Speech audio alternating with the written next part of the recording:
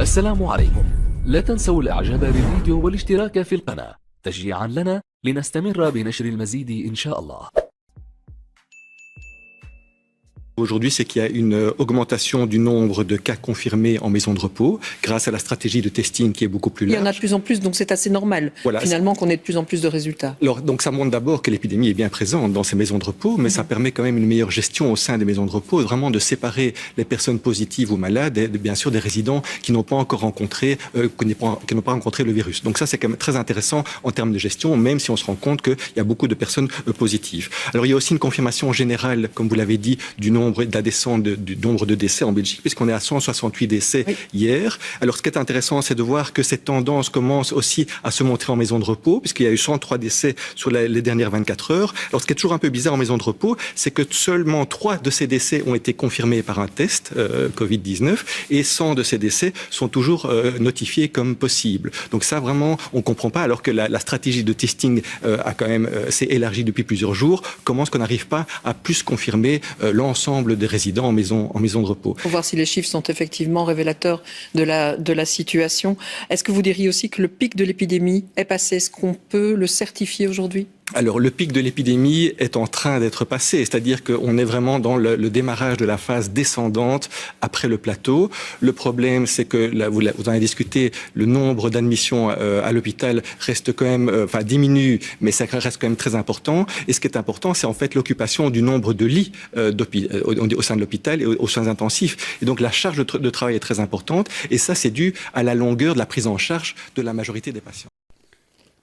السلام عليكم اخوتي خواتاتي، كيف دايرين؟ نتمنى تكونوا مزيانين باحوال جيده. مرحبا بكم في لاشين ديالي شتين وملاك والقناه ديالي الثانيه فاتي تي في. مرحبا بكل واحد متابع القنوات ديال الاثنين من داخل المغرب او من خارج المغرب.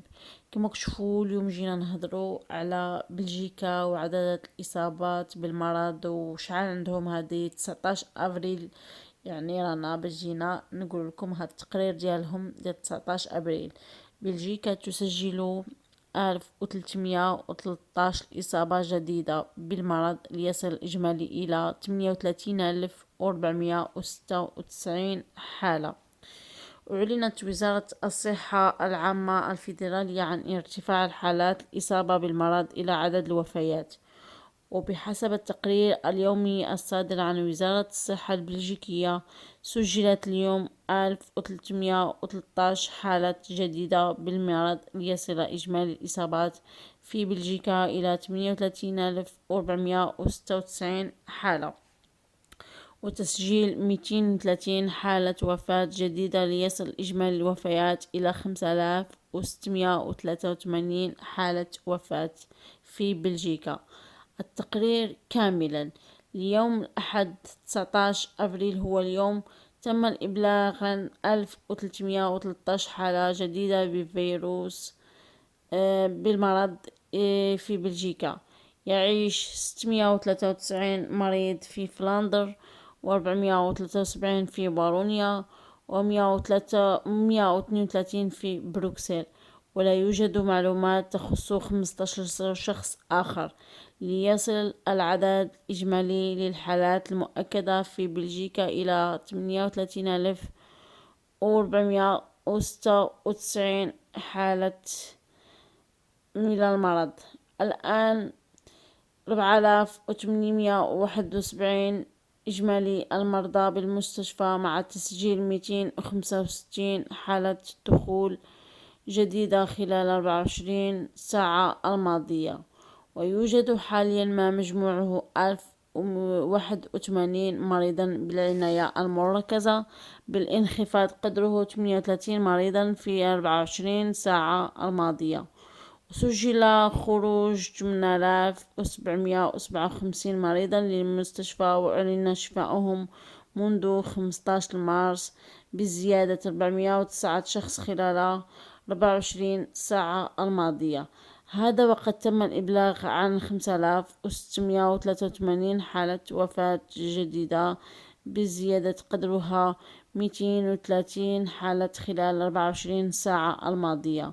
ومن بين الوفيات خلال 24 ساعة الماضية حددت 76 في المستشفى و154 في دور الرعاية، ومن بينهم 5683 حالة وفاة جراء المرض. توفي 47% منهم بالمستشفى، و51% في دور الرعاية، و0.4% في المنزل، و0.4 في مكان غير معلوم. وفيات المستشفيات جميعها حالات مؤكدة، وتتعلق الوفيات التي حددت في دور رعاية المسنين بالحالات المؤكدة 4.1%، أو حالات المشتبه فيها 96%. وتنصح الوزارة باتباع التوصيات المنشورة على موقع المرض حتى يتمكن الجميع من المساهمة في إبطاء تقدم المرض وحماية الفئات الضعيفة من المواطنين. وشددت الوزارة على أن ما سيحدث بعد ذلك يعتمد إلى حد كبير على مدى التزام الجمهور باتخاذ الاحتياطات الموصى بها، وخاصة فيما يتعلق بإغلاق المحلات والحفلات العامة منها والخاصة، والتجمع بأعداد كبيرة. كما تشوفوا يعني كانوا الامريك متهمة الصين بهذا الشيء اللي صرا، باللي هما اللي صنعوا هذا الشيء اللي صرا. المختبر الصيني ينفي الاتهامات بالوقوف وراء تفشي المرض. وجهت وسائل الإعلام الأمريكية لمدير المختبر الصيني. المختبر الصيني اتهمت الوقوف وراء تفشي المرض الجديد. ونفى مدير المختبر الصيني الذي أشارت إليه وسائل الإعلام على أنه قد يكون مصدر فيروس أي مسؤولية في انتشار المرض. وقال يوان زيمينغ مدير معهد علم الفيروسات في ووهان بؤرة الوباء العالمي في وسط الصين أمس السبت لشبكة CGTN التلفزيونية التابعة للحكومة الصينية من المستحيل أن يكون هذا المرض صادرا عنا. وأضاف: نعرف تماما أي نوع من الأبحاث تجري في المعهد وكيف يتم التعامل مع هذه الأمراض والعينات. وانتقد زيمينغ وسائل الإعلام التي تحاول عمدا خداع الناس بتوجيه اتهامات مبنية على مجرد تكهنات بدون أدلة. ويعتقد معظم العلماء أن هذا المرض الجديد انتقل على الأرجح إلى الإنسان من حيوان. وأشير بالاتهام في هذا الصدد إلى سوق في المدينة لبيع الحيوانات البرية الحية بهدف استهلاكها. لكن وجود معهد علم الفيروسات على مسافة كيلومترات قليلة من السوق يثير منذ بضعة أشهر تكهنات حول تسرب الفيروس من هذه المنشآت الحساسة. ويحظى المختبر التابع للمهد بحماية مشددة وفيه سلالات أخطر الفيروسات المعروفة مثل أمراض كتير، وهما مختبر B4 للسلامة البيولوجية من المستوى الرابع. وفي وقت سابق أوردت صحيفة واشنطن بوست أن سفارة الولايات المتحدة في بكين وبعد عدة زيارات إلى المعهد نبهت السلطات الأمريكية في 2018 إلى أن الإجراءات السلامة غير الكافية. كما يبدو في مختبر يجري دراسات على فيروسات الناجمة عن الخفافيش. كما تشوفوا يعني البنات هم دركا راهم كي يتهموا بعضياتهم، بحال الامريك راهم متهمه الصين باللي هي اللي داروا هذا المرض، هما اللي داروه، يعني هما السبب. زعما اخرين لا شنو كيقولوا يعني حنا ما درنا والو، يعني ما تقدرش تعرفي هذا الشيء منين جاي. ولكن الحمد لله على كل حال. انسان كما كيقول المثل، الانسان خاصو يدعي ربي، وربي هو اللي غادي يكون معنا، وربي هو اللي يفرج علينا ان شاء الله قبل ما يدخل شهر رمضان. ان شاء الله هذا الشيء يكون مشى ورمضان يدخل علينا بصحه ولهنا وراحه البال. ونصوموا في خاطرنا، ورمضان مبارك سعيد علينا وعليكم. ما تمنيتو في حياتكم، ونتمنى دائما دائما دعموا القنوات ديال الاثنين بجد، قنوات ديال الاثنين شين وملاك، وقناة ديالي الثانيه فاتي تيفي، باش تشجعوني باش نزيد لقدام.